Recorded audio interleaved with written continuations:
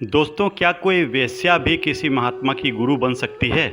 आज हम आपको एक ऐसी सुंदर वेश्या की कहानी बताने जा रहे हैं जिसको भगवान दत्तात्रेय ने अपना शिक्षा गुरु बनाया था। भगवान दत्तात्रेय अत्रि मुनि और अनसुईया जी के पुत्र थे, जिनके अंदर कहा जाता है कि ब्रह्मा, विष्णु और महेश तीनों का समावेश था। तो कैसे भगवान दत्तात्रेय ने उस वेश्या को अपना गुरु बनाया? नमस्कार दोस्तों, बहुत बहुत स्वागत है आपका हमारे इस YouTube चैनल में, जिसके माध्यम से हम आपको पौराणिक कहानियाँ सुनाते रहते हैं।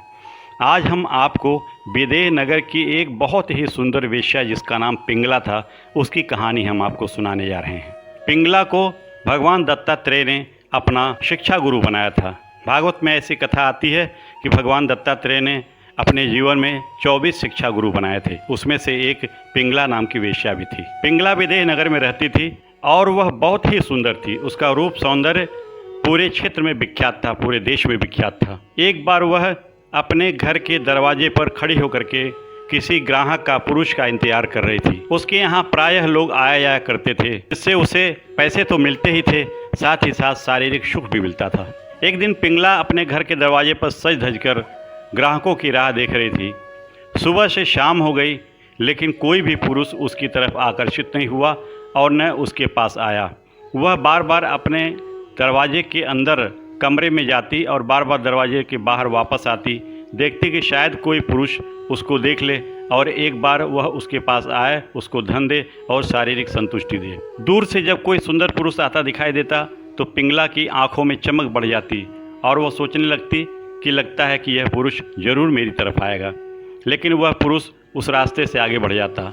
उस दिन रात्रि हो गई, लेकिन पिंगला के पास कोई भी ग्राहक नहीं आया। पिंगला को धन की कमी होने लगी और पिंगला सोचने लगी, मेरा जीवन भी क्या है?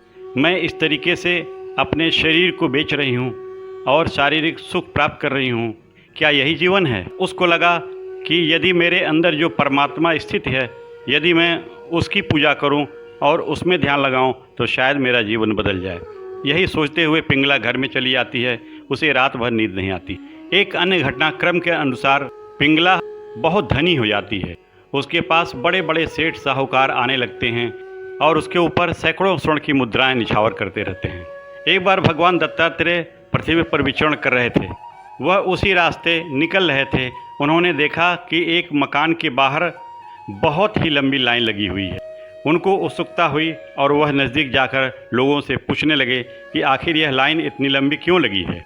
तो लोगों ने बताया कि यह पिंगला का घर है।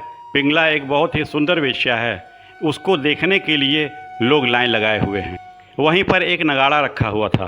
भगवान दत्तात्रेय ने पूछा कि यह नगाड़ा किस लिए है? तो लोगों ने बताया, कोई एक बार इस नगाड़े पर यदि चोट मारता है तो उसको 100 स्वर्ण की मुद्राएं देनी पड़ती हैं, तभी पिंगला उसको दर्शन देती है, यानी उसको अपना रूप सौंदर्य दिखाती है।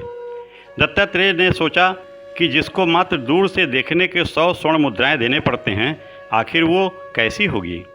दत्तात्रेय जी ने आओ न देखा न ताव देखा, उस नगाड़े पर 100 चोट मार दी, जबकि उनको पता था कि एक चोट के बराबर 100 स्वर्ण की मुद्राएं देनी पड़ती हैं। नगाड़े पर 100 चोट की आवाज़ सुनकर पूरा कोठा गूंज उठा।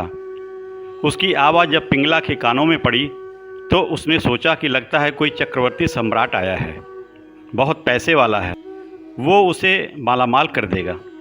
वो तुरंत वहाँ से दौड़ी। बाहर आई तो देखती क्या है कि एक फ़कीर खड़ा है। वो बोली, आप जानते हो इस 100 कोड़े की कीमत? दत्तात्रेय जी ने एक चुटकी बजाई और चुटकी बजाते ही आसमान से स्वर्ण मुद्राएं बरसने लगी। फिर दत्तात्रेय जी ने पिंगला से कहा, ये रही तुम्हारे शरीर की कीमत, अब तुम मुझे बताओ कि तुम्हारी कीमत क्या है? इतना सुनते ही पिंगला की मानो आंखें खुल गईं। वह वापस अपने कोठे पर आ गई।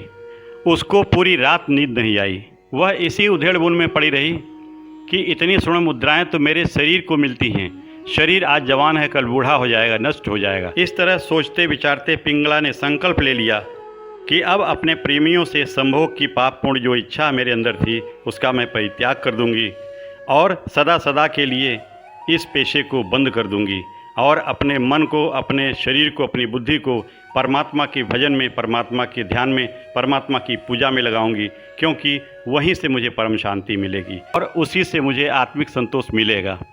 यह सोचकर पिंगला ने अपने इस कार्य से वैराग ले लिया। उसने अपने देह सुख और धन का त्याग कर दिया।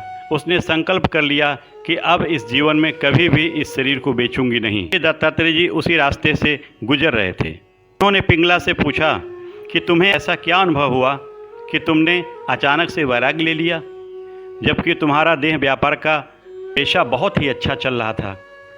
पिंगला ने कहा कि मेरे पास सब कुछ था, पर मुझे नींद नहीं आती थी। फिर मैंने आपके उस ताने पर विचार किया, जो ताना आपने मारा कि यह स्वर्ण मुद्राएं तो तुम्हारे शरीर की कीमत हैं, तुम्हारी कीमत क्या है। उस बात से मैं जलती रही और फिर मैंने ये जाना कि ये सारा धन दौलत तो शरीर के सुख के लिए है और नींद तो आत्मिक सुख के बाद ही आती है। फिर मैंने वैराग्य ले लिया, तब से मुझे भरपूर नींद आती है। दत्तात्रेय जी को समझ आ गया कि वास्तविक सुख आत्मिक सुख है, शारीरिक सुख नहीं। इस ज्ञान के बाद उन्होंने पिंगला को अपना शिक्षा गुरु बना लिया।